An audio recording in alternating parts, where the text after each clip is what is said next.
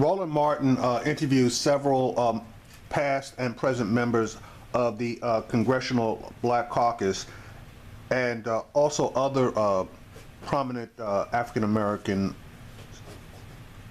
in regard to their take on what happened last night at the Democratic National Convention and how raucous certain portions of it were.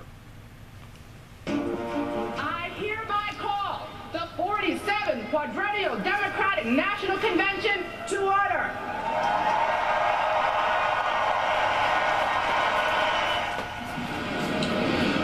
Welcome to Philadelphia, site of the Democratic National Convention here at the Wells Fargo Center. Welcome to our TV One coverage. We'll be broadcasting live all week this week. The Democrats got off to a rousing start, but it was also a bit rocky. As we said, Debbie Wasserman Schultz, Congresswoman from Florida, has resigned as DNC chair. She was supposed to gavel open the convention, but that was all cast aside after the weekend of the WikiLeaks report showing the DNC emails showing they were essentially trying to drive Hillary Clinton and suppress Senator Bernie Sanders in the campaign.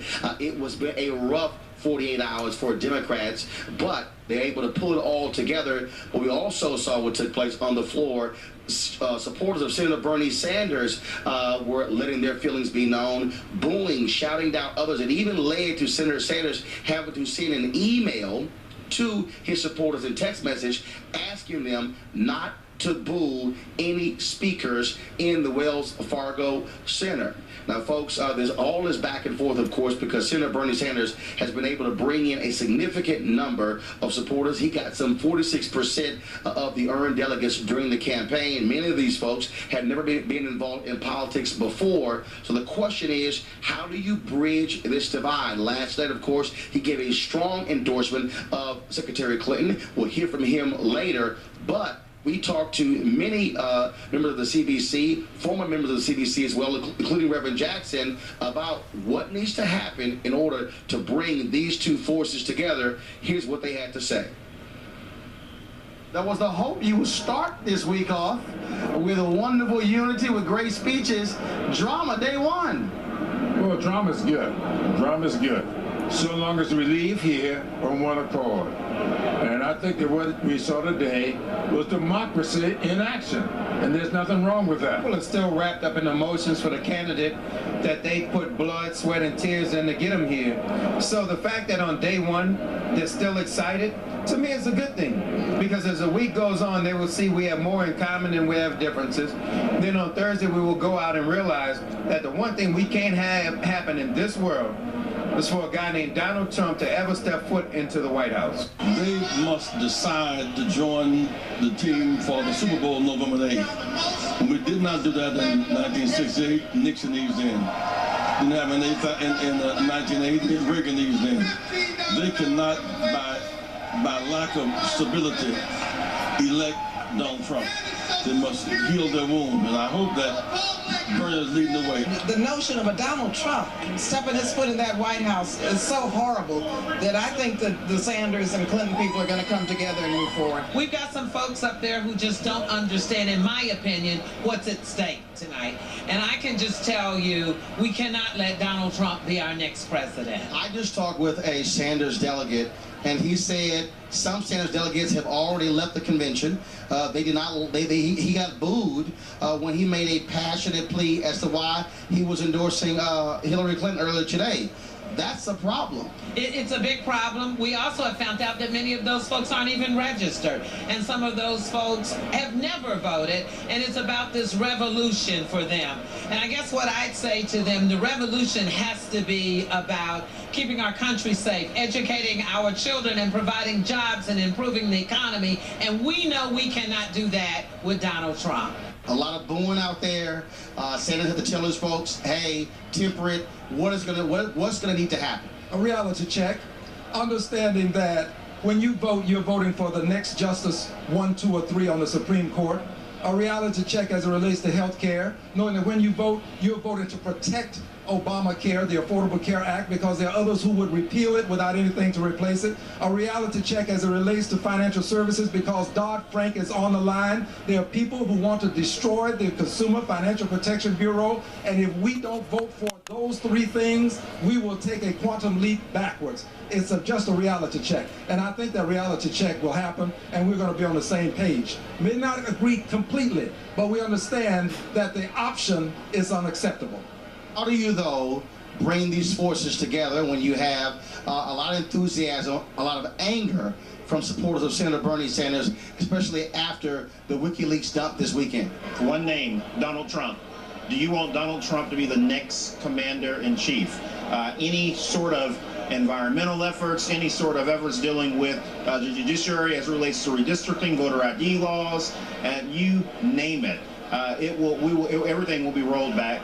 All the gains that we've made over the last several years will be eroded if Donald Trump becomes president of the United States. If that's not enough for people, then, you know, I don't know what is. How critical is it for Sanders, even though he has some enthusiastic supporters, a lot of young people, to close that breach, because you got a lot of people who are saying, I'm not going to vote for Hillary Clinton.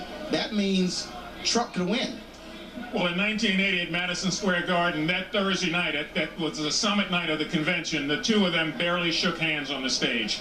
And you could feel that split straight down the aisle. And so for the next 4 months, that permeated. And what happened was we ended up getting a new president by the name of Ronald Reagan. So we don't want that to happen this time. And I think Bernie has gone further in that respect. He's come out and openly endorsed her. He's very enthusiastic about it. You know, this to me doesn't make any sense. Between the two of us, I was a Bernieite, he was a Hillaryite. But once she became the presumptive nominee, all for Hillary, I really thought that that's the way it went. So when people start talking nonsense, like, if they don't do something for Bernie, I'm just going to walk out and I'm just going to vote for the rumpa-dump man. I'm like, what kind of insanity is that? So that means that you weren't really on board for the Democratic Party to begin with, or were you just on board for yourself? I believe, quite frankly, Roland, after we get through this, we are Democrats. We like to have these kinds of scruples, all right? After we get through this, there will be a coming together, and we'll be a coming together with a purpose to elect Hillary Clinton. That's all there is to it. All right, folks, welcome back to Philadelphia here. We're joined by Will Jawando, former official in the Obama administration. We have Michelle Jawando with the Center for American Progress, and also Parrish and Hart, Republican strategist. I want to just throw it out. Anybody can answer this. Again, Democrats say, look, it was the democratic process, folks being able to share their feelings. But it was interesting, I think, when Senator Sanders came out, we're going to play a little bit later, how the crowd erupted and he allowed them to show their appreciation. That seemed to be what they needed to be able to say, allows our space to celebrate our guy. You know, I think that's exactly right. 45% of the delegates in the room are Sanders delegates.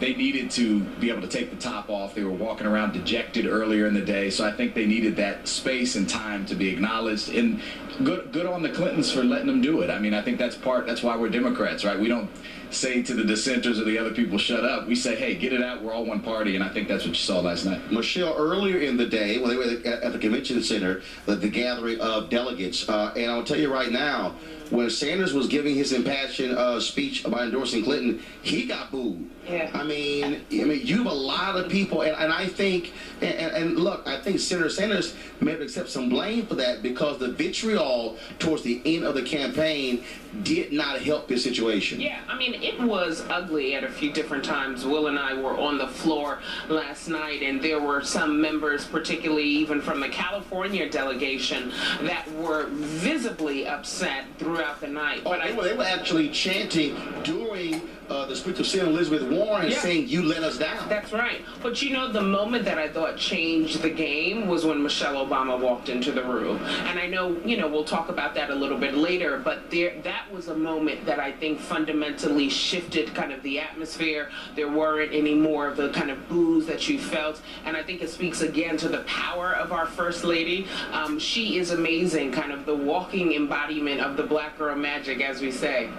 Parrish, you had to certainly be a little bit happy because after all the dysfunction last week, you said, thank God the Democrats got a little dysfunction. I was so happy. I was watching this. I said, y'all thought our convention was going to be chaotic. This is crazy. But the thing is, the Democratic people who are here, the delegates, they are passionate about Bernie Sanders. And so what it taught me was Hillary Clinton has a tall order to unify this party around her candidacy, because these delegates who are here for Bernie Sanders really wanted to hear from him, and they were very upset at what happened with Debbie Wasserman Schultz in regards to the email situation that was revealed. And so there's a strong delegation of people here who want Bernie Sanders to have more of a substantive role in policy. And so I don't think we've seen the end of this movement to get Bernie Sanders more attention and have him more in the platform and the policy making for this process. Piece. I mean, the reality is he got a significant amount in the platform, which he alluded to in his speech. We'll hear later on. No, that's what I was going to say. I mean, look, we're stronger together to make sure we emphasize that tone, but a lot of that platform had Bernie Sanders in there. There was things in there that weren't in there but for Elijah Cummings shepherding that process and getting that in. So I think, again, you saw, unlike Cleveland, you saw a process where people were allowed to express how they felt, to support Senator Sanders, and you're going to see that the rest of the week, but also come together, like Senator Sanders said, and then we have to elect Hillary Clinton. So I think that's what we saw. I'm going to throw this out. I talked to a black Sanders delegate, and he talked about the feeling that exists among a lot of the Sanders supporters, and many of them who said, look, I'm not going to support Hillary Clinton at all. That's the same as voting with Donald Trump. And what was interesting is he said that African Americans, he said, we don't have the privilege of being able to sit this out. There is a black-white divide even among Sanders delegates. Yeah, I mean, and a lot of black folks were ticked off last night on social media when they heard those boos during Congressman Elijah Cummings' speech and others. Black folks were offended, saying, look, I mean, and I literally heard people say, look, white Sanders delegates, y'all need to back the hell down.